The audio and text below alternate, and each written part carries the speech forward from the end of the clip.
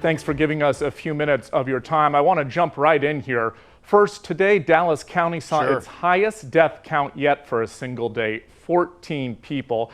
Other urban areas and even more rural areas with meatpacking facilities continue to see COVID-19 numbers spike. Is there any scenario in which you enact another set of stay-at-home orders, perhaps on a local level?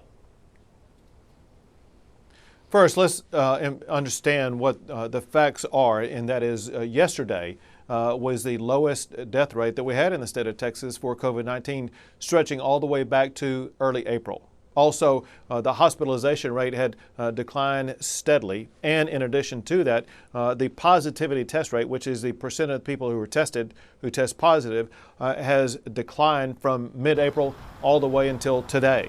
And so all the metrics actually are moving in the right way. Any death is one too many, and it's quite unfortunate for those who have lost family members in the Dallas area.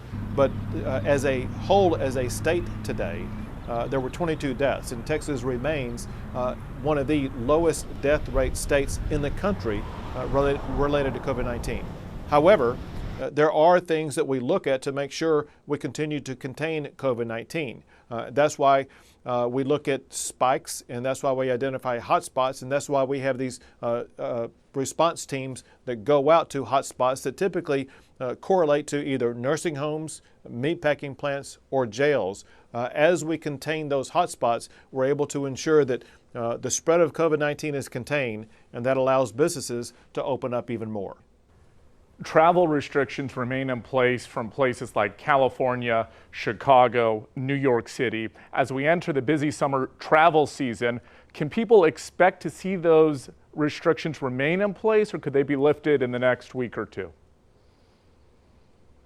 So we are evaluating those travel restrictions as we speak, and we may be making a decision on them this week as we are seeing the spread contained in many of those areas where there are travel restrictions. We hope to be able to lift them.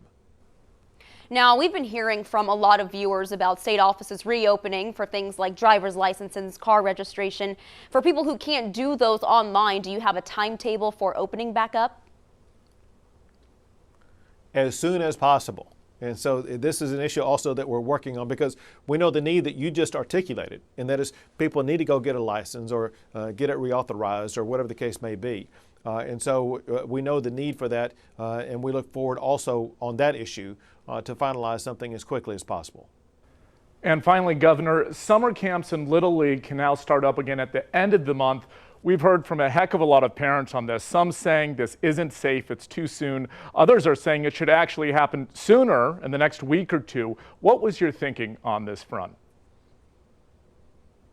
That's typically the way I hear things. There's always one side that wants it to go faster, another side that wants it to go slower.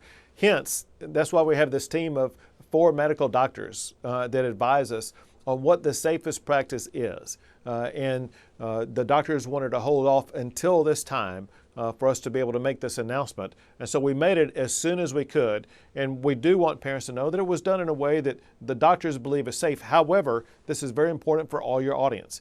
And that is, if you're a parent and you don't want your child to participate in these sports, they shouldn't be compelled to do so. Same thing goes with a business that may open up. We are allowing certain things to be done, but no one should feel compelled they have to do it. Everyone can take their own safety under their own responsibility and decide what is the best pathway for them.